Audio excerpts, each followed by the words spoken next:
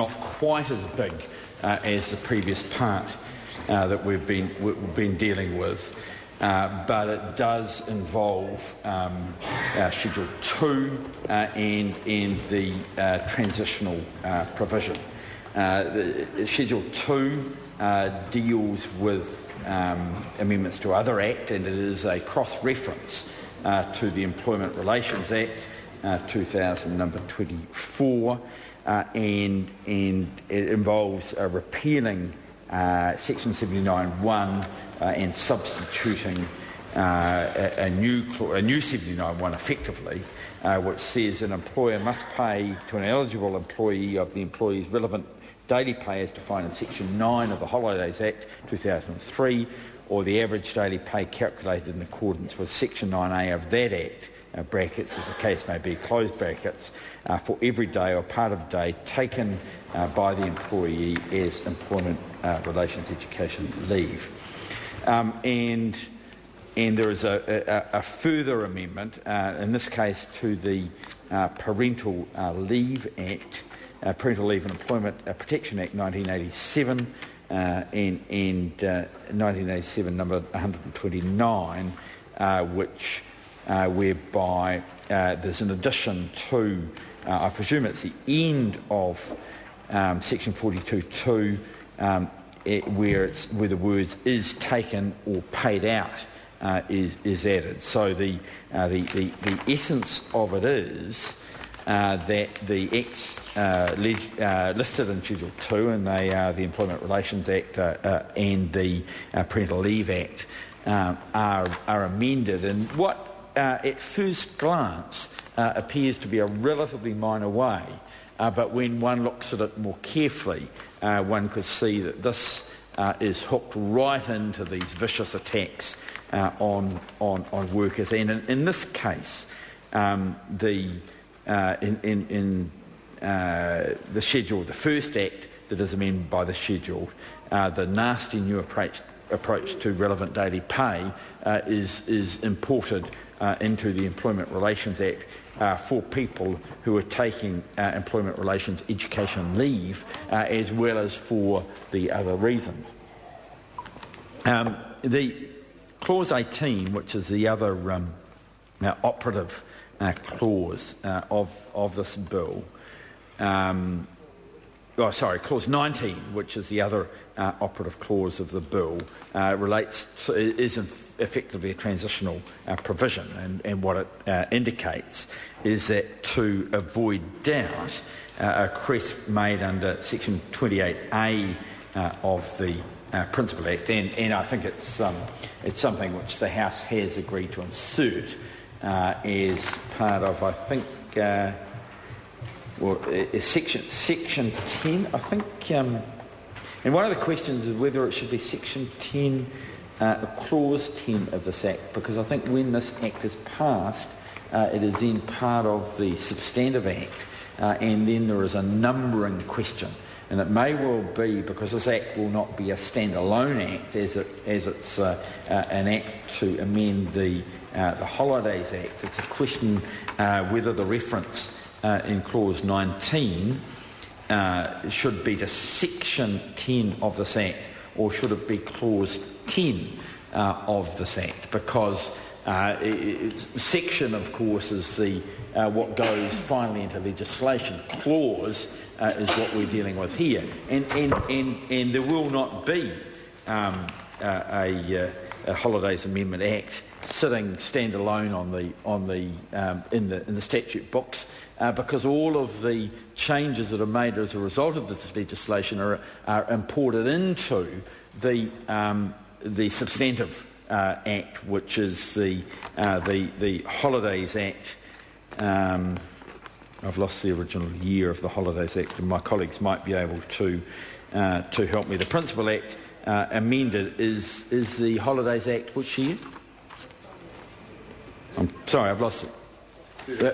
2003. Sorry, yeah, 2003. Sorry, and in fact, if I went to the introduction and the explanatory note, I would have got it.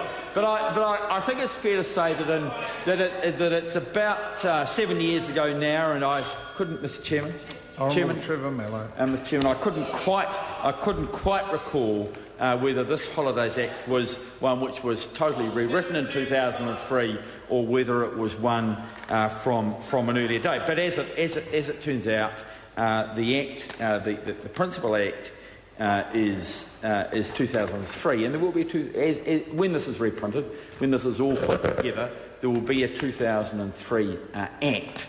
And the Act which we're dealing with now, the Holidays Amendment Act 2010, won't exist. It will sit right through the other bits of legislation. You won't be able to find it. It won't be when is it Brookers? The legal people, when they have done their work and they've worked their way through consolidating the acts in the way that they do, they wander through our offices every now and again.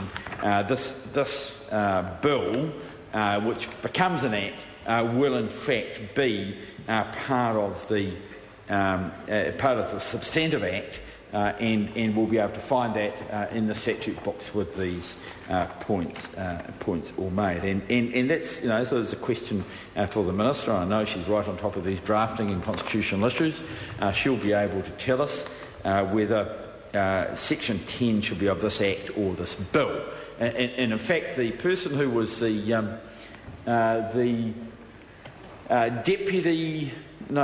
assistant lecturer at the Polytech and couldn't make it into the legal faculty, but made it into the commerce faculty as an assistant lecturer, Dr. Wayne Matt, I think is the font of legal wisdom currently on the other side of the House, and it may be that he is able to take a call and let us know from his experience, which had got him so far as to being an assistant reader, was it? An assistant reader. Does that mean that it helped people read? Or does that mean that someone had to read to him if he was when he was an assistant reader at the Polytech in the commerce faculty in the legal section thereof, because he couldn't quite make it into the law faculty because his qualifications weren't that flash. And it may be that he has the knowledge, the drafting knowledge, to indicate to us what the right approach should be.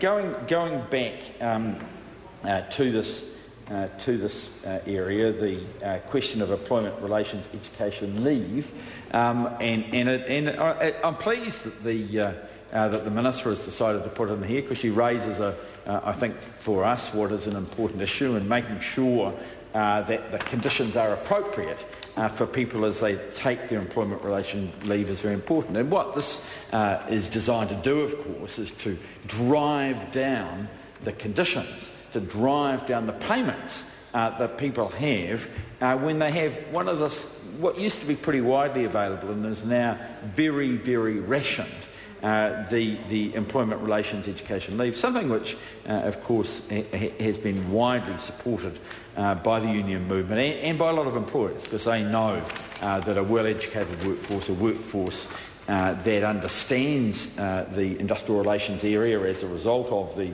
employment relations education leave, is a workforce where it's much more likely to have a problem-solving approach rather than a combative problem-causing approach. And of course the National Party have different views on this. I think they prefer people to be at the barricades and lobbing grenades at each other. But we are, and looking at lines 9 and 10 on page 17 in Schedule 2, Amendments to Other Acts, Employment Relations 2000 number 24, Section 79(1), we are people who are very strongly supportive of making sure that employees, when they do take their employment relations education leave, are not disadvantaged in the way that is done. And frankly, it's been done in a pretty sneaky way. I mean, why didn't the Minister stand up in this House and say, we're going to cut your pay when you take education leave, when you take employment relations education leave? Why did she not get on her hind legs and admit to the House that the objective of this government is to cut back the payments people receive when they do their education leave. And what does she do? She sneaks it into a schedule of the bill. Sitting at the back of the bill, Mr Chairman, Mr Chairman, is not a good way of doing it. Darian Fenton.